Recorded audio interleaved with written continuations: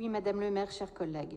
Nous nous réjouissons que les négociations entre la ville et l'École supérieure de journalisme aient pu aboutir, car l'ESJ, dont notre collègue Nicolas Lebas est administrateur et qui ne pouvait donc intervenir dans cette enceinte, est l'un des fleurons de l'enseignement supérieur à Lille. Parce qu'il est administrateur qu'on ne devrait pas le citer quand on parle de l'ESJ. Je vous le dis simplement sur un plan juridique, hein, c'est pas du tout désagréable. Hein. Non mais ce n'est pas désagréable ce que je dis. Non, mais on n'a pas à redire d'autant qu'il n'est pas là, qu'il est administrateur et que c'est pour ça qu'elle parle. Elle parle au nom de Vanessa Duhamel, point. Très bien, je vous remercie, Madame le maire. Non, oui.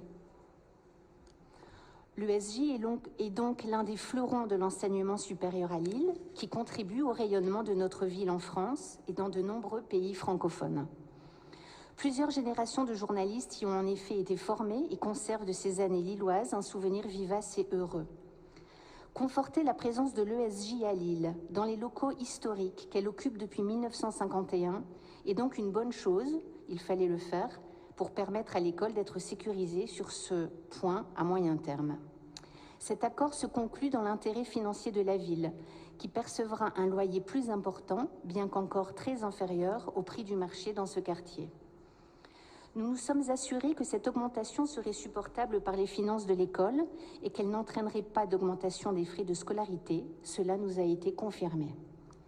Ces dispositions ont d'ailleurs déjà reçu l'accord du conseil d'administration de l'école.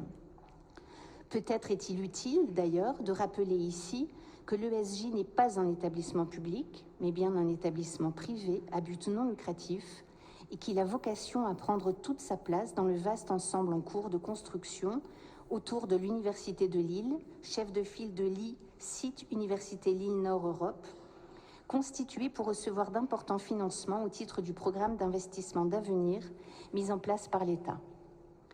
Avec le renouvellement de cette convention d'occupation se pose néanmoins la question des engagements pris par la ville auprès de son locataire ESJ.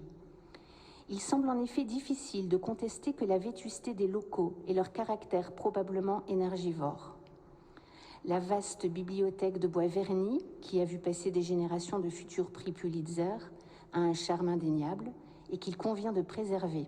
Mais ces locaux ne répondent plus en leur état aux exigences pédagogiques d'une grande école de formation aux médias, domaine qui a connu de profondes évolutions ces dernières années et en connaîtra d'autres encore.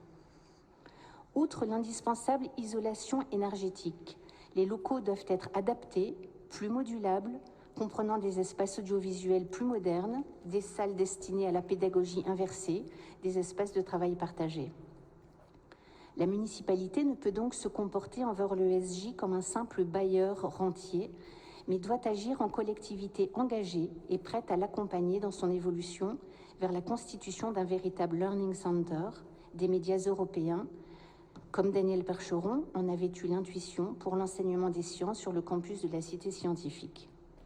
À cette fin, il vous appartient, Madame le maire, à l'image de ce que vous fîtes il y a quelques années avec Sciences Po Lille, en réunissant des fonds régionaux, départementaux et européens pour financer la rénovation des locaux de la rue Angelier, en respectant l'histoire inscrite dans l'architecture du bâtiment, lesquels constituent désormais avec l'ancienne maison de l'éducation permanente, judicieusement transformée en bibliothèque universitaire, le quartier latin lillois, de vous engager pleinement aux côtés de l'ESJ pour lui donner les moyens de son rayonnement. Nous voterons donc pour cette délibération en rappelant la nécessité de poursuivre et de développer l'engagement de notre commune. Je vous remercie.